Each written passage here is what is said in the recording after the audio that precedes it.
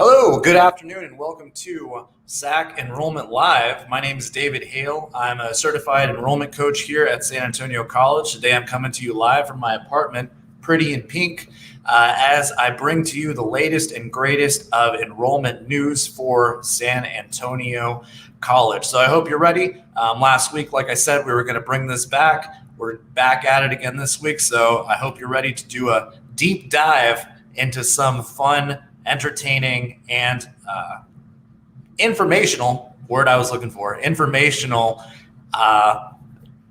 information. Okay, so let's get this going.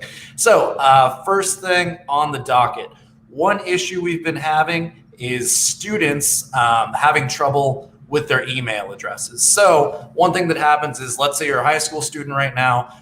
You are using your high school email address to do things like apply, send in your application. What typically happens is after you graduate from high school, that email address is going to be no longer available. So it's very important to update your email address in your ACES account. And lucky for you, we're going to go on a little journey, and I'm going to show you exactly how to do that. So don't get spaced out. And let me share my screen real quick so we can get this going. 1 second. So the way that we're going to do this is through our ACES account. So let me share my screen here. Now, as you can see, I am already in my ACES account. If you're having that login trouble, there is a number that you can call at the front of the page. So just go down to where it says SAC, and you can call that number and they'll reset it or help you out. It's just SAC IT. But changing your email address. So my ACES account is going to look a little different compared to yours. That's just because I'm a faculty member and I'm not a student, which you are. So the only difference here is you're going to see student where I see faculty. But that's not even going to matter that much. So what we're going to do here is we're going to go to Start here. And we're going to see right here, personal information. Now, all you have to do, it says right there, update email address. So we're going to go ahead and click that. It's going to take us to another page. Let me make sure that I'm actually showing that page. I am not. Give me 1 second so I can update that. And double check. Yep, there we go. So when you click that button, it's going to do a little pop-up and bring you over to this page. And let me make it big for you. And I can zoom in here. Does that look a little bit better? Yeah, now we're cooking. Okay, so this is what the page is going to look like. It's just going to have a list of your email addresses. Obviously, I have my email addresses right here. The reason for that is because these are the different ways that I like the school to get into contact with me. So your first email address here is going to be your student email address. This is going to be the best one. So if you have access to student email, that should always be your preferred. The reason why is because any important documents, financial aid documents, anything like that, they're going to want to go to this anyway. So even if you say you prefer the other one, it's probably going to go to this. But let's say that I do not want, or I want to add another email address. What I'm going to do is I'm going to click this button right here, type of email to insert. You want to come down to personal. So when you're setting up a new email address, make sure it's something that you have, even if it's a new Gmail account you create or something like that. You don't want it to be your parents. You don't want it to be a school. You don't want it to be anything that you don't have immediate access to. And I'll say that again. You want to make sure it's not an email address that you do not have immediate access to. You want this to be something that you can get on at any time of the day. So what we're going to do is personal email. I'm just going to click submit. You're just going to put your email address in here. I'm just going to type in what I already had. I don't have that many email addresses. And I'm going to put, just my main address. So obviously I already have this one here, but it just adds it on there. Now, if I wanted to delete it, I can come over here, delete this address, submit, and it's gone. Very easy, very intuitive. And like I said, there are quite a lot of different email addresses, but best if you just put a personal. You don't really need to worry about vendor or purchase, just personal. would be fantastic. So that's pretty much all there is to updating your email. Very quick, very easy, but very important, because if you don't do this and you lose access to the account, it's a huge pain, because you're going to be asking yourself, well, why didn't I get all of these things? Why didn't I, get my financial aid information? And you're not going to end up being a cool cat like me who has all of their information ready to go. So, now that we're getting funky, let's go back to my other screen, because something else that's kind of important that we're going to go over is financial aid. And this is just basic financial aid information. So let's go here, back to my ACES account. I'm going to make it big for y'all. Now, financial aid. If you have questions, like big questions about financial aid, you should go ahead and contact the financial aid department. But if you have smaller questions about financial aid, did something get in? Am I missing something? Again, we just go from the home page. I'm just going to click start here. And you'll see here, financial aid requirements. So you're going to want to choose your year. I'm not a student, so I don't actually have any financial aid. But when you click your financial aid year, it will come down with a list, and you'll see either green check marks or red X's. Anything that's a red X means something you need to do. And until all of those red X's are green check marks, you are not going to be able to get your financial aid. So it's very important to take a look at that. Make sure that you have all of your financial aid ducks in a row, and you'll be good to go on that. But like I said, if you do have bigger problems with financial aid, just go ahead and click through the website, get to that financial aid department, contact information, and they'll be able to help you. They do have a phone line, and I believe they also do have Zoom hours. So let's put this back on me.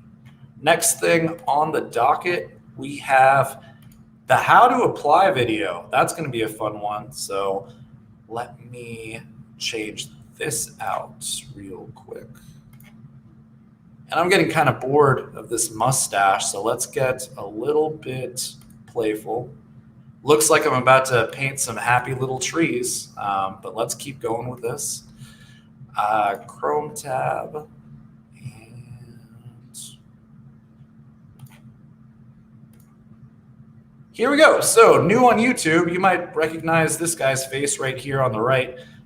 We have a new video that teaches you how to apply through the applytexas.org website. So this is the application to come to San Antonio College. It's also the application to go to pretty much any college in Texas. So Harley and I, the young lady on the left, have put together a video that takes you from step 1 to step 1 million on how to do exactly that. So just so you know, it's about a 12-minute video, so it's not too long. Also, the application process only takes about 15 to 20 minutes. So it's quick, it's painless, and we give you some pretty great advice on that. So I'm going to go ahead and drop the link for this video into the chat here. So if you want to take a look at that a little bit later, or if you have any questions or trying to fill out the application and get a little stuck, you will have that ready to go. So you'll also see right there that I am wearing a suit in that. That's rare. I dressed up just for y'all. So that way you can see what I actually look like when I'm working and not playing around on these streams. So that being said, let's unpeel the rest of today's information. So what do we have next on the docket? Deadlines, always fun, always popular. This banana looks really creepy because you can kind of see my mustache, but we're going to keep going. We're going to keep trucking through this.